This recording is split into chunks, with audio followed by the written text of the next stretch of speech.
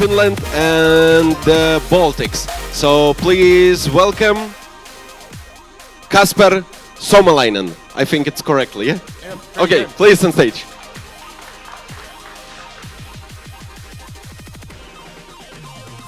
So, hey everyone, what's up? My name is Kasper, and today I want to plant a thought in your head, especially for all the startups out here. I want to talk about the future of competitive advantage. But before we get to that, maybe a bit about superhero capital. I think the easiest way to explain kind of us and our investment philosophy and what we do is the superhero capital is to founders what Alfred is to Batman, the help from behind the scenes. And in practice, other than helping with capital, we help startups in 3 different ways. With the business model, with the technology, and with insight that I'll talk to you more about in a bit. Our typical investment is the seed stage. Currently we have 22 portfolio companies, 2 from the Baltics, but none from Lithuania yet, so that's one reason why I'm here. And our typical ticket, as mentioned, 200 to 500,000 euros. But today I want to talk to you about 2 things: competitive advantage and insight. So let's start by looking at competitive advantage first. What is competitive advantage? There's a bunch of definitions out there, but one definition is a condition or circumstance that puts a company in a favorable or superior business position. So essentially, you have an advantage that your competitors don't have. Now, historically, competitive advantage has changed throughout time. So what's a competitive advantage now necessarily is not a competitive advantage in the future. And what doesn't work right now might constitute competitive advantage in, say, 10 or 20 years. Now, probably the most famous example of all is this. How many of you recognize this? It's Ford's production line from 1913. So he realized that instead of having a person or a team build a car from scratch, you should have people do the same job in a production line format to make it more efficient. And this was the reason why the first mass automobiles were produced en masse. Now, after this, there are a lot of different competitive advantages. I want to go through a few of them with you.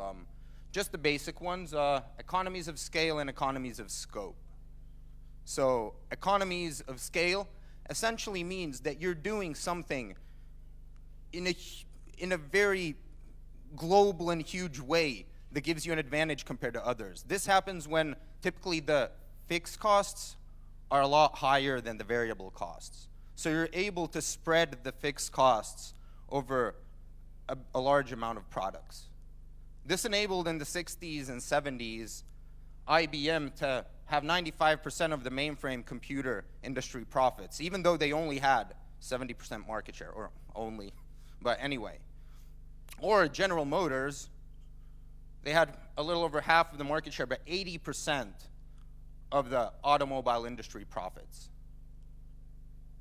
And this enables, economies of scale enables companies like Intel, Microsoft, or Boeing to do what they do right now. A more modern example could be, pharmaceutical companies. There are these huge mega mergers happening every now and then, and that make $100 billion companies. And the reason is that clinical trials are very uncertain.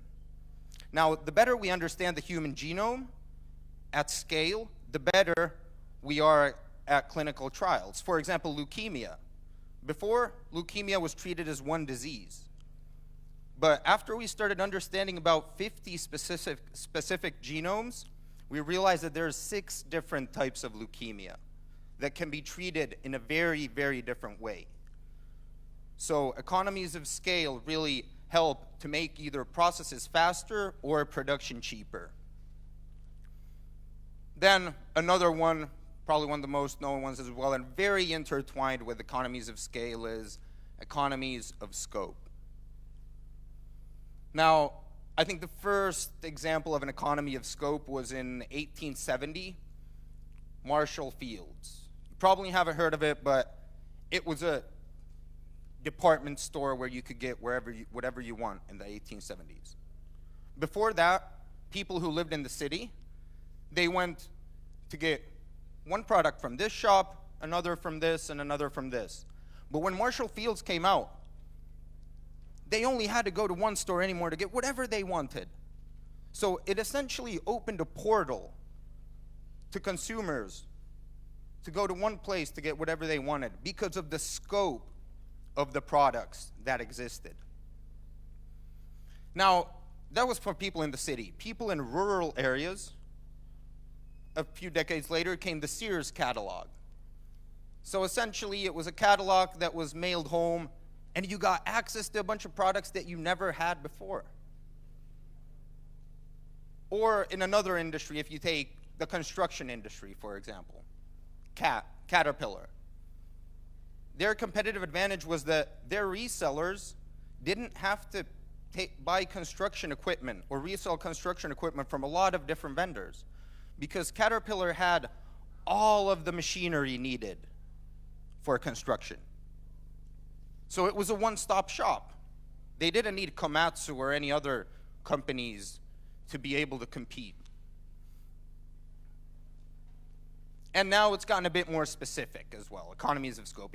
Toys R Us or Home Depot are great examples. If you need anything that's related to toys, you know where to go. It's one place, and all your toy-related problems are going to be solved.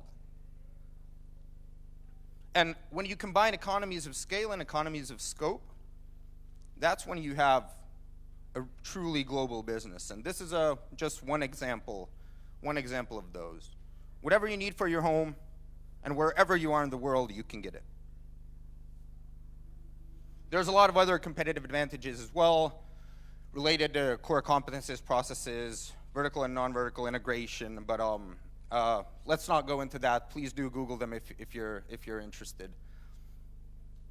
And then let's look at insight. Now, what's insight? If you look at the world and how it's changing, there's a fundamental paradigm from software to data to insight happening right now. About 20 years ago, you might have heard the term software began eating the world. And right now, everybody's talking about data. Data is the new oil. That's the hot stuff. We need data, we need data, we need data. Let's just gather as much data as we can. But our theory at Superhero Capital is that insight will constitute the true competitive advantage of the future. Now, if you look at insight-driven companies in the top 10 globally by market cap, in 2014 there was 1 in the top 10. Last year there was 5. And because insight's going to constitute the future of competitive advantage, I want to kind of dig down and tell you guys what we mean by insight. So what does it mean to be insight-driven? What's an insight-driven company? We've kind of categorized them in 3 different ways. You can either process your own data set, someone else's data sets, or then have an insight-driven business culture. Now, let's take a few examples. If you look at kind of startups that are analyzing their own data set and gathering their own data set. Zada is a startup working in Finland, Denmark, and Germany. And essentially, they're selling clothes, secondhand clothes. So I can sell clothes from my wardrobe to someone who has the same fit and the same style than I do, and send a package from my home door to someone else's home door in another country. They're a secondhand clothing marketplace. But that's not what they really are.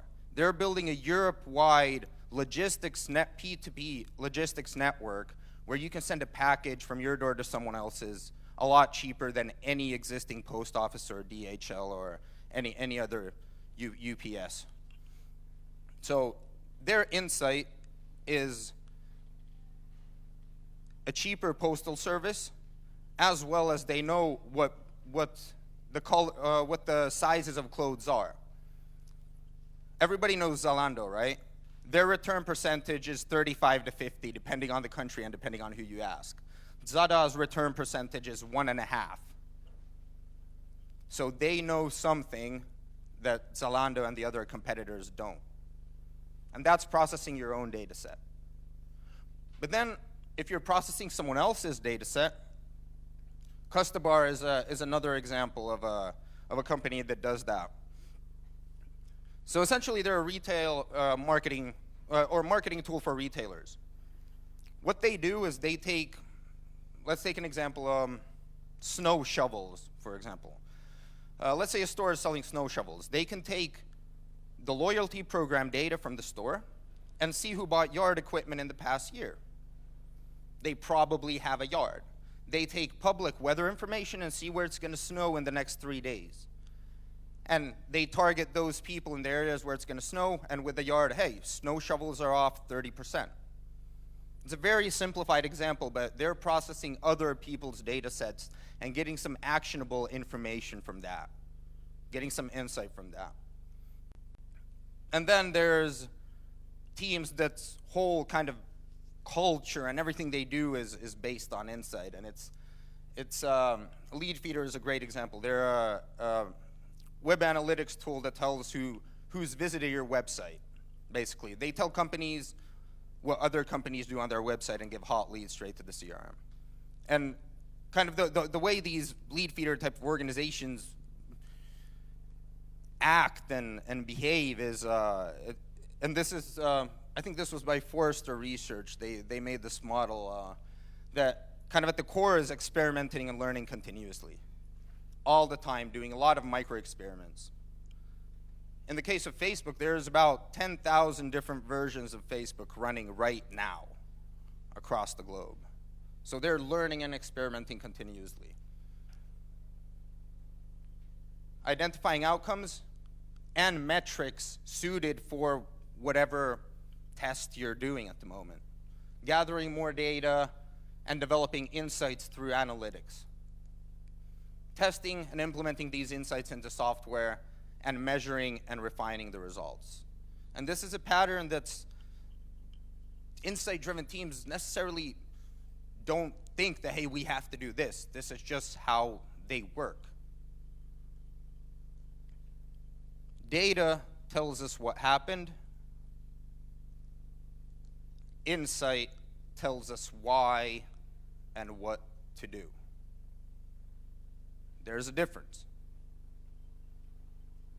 So how do you get from, insight-driven companies are geared to grow 8 times faster, according to Forrester Research, than non-insight-driven companies. And let's take a few examples, global examples of the bigger players. How many of you know Tencent? Probably heard of it, yeah. So they have an ecosystem of apps. They have stocks, they have games, they have a WeChat, chat application, they have payments, and 55% of the Chinese consumers' mobile time is spent in their ecosystem. 55%. And that enables them to make better products, target ads in a better way, and get insight on the consumer that helps them in general develop their business. Or another kind of insight-driven example is Google. How many of you have heard of 41 Shades of Blue? So in 2009, Google thought, okay, let's test our advertising links, the colors of our ad links. And they realized that one color got a lot more clicks than any other. They switched all their advertising links to that particular shade of blue, and next year their ad revenue grew by 200 million. And they were following the data, they were analyzing the data and developing some insight based on that they could later on implement in their software. Or Alibaba, the largest retailer in China. And what they did is a toy partnership with Mattel. The deal was that Mattel puts their toys on Alibaba's website, on their platform, And Alibaba tells them what toys Chinese consumers are buying. They're selling the insight. What's hot, what's not? What type of reviews are what toys getting? What should you build next year that sells and what you shouldn't? It's not their core business. They're able to make a hefty chunk of their business model through selling different kinds of insight to different companies. So how to get from software to data to insight? Very simplified example, but analytics. Just start looking at different types of conversion rates for certain types of cohorts in your customer segments.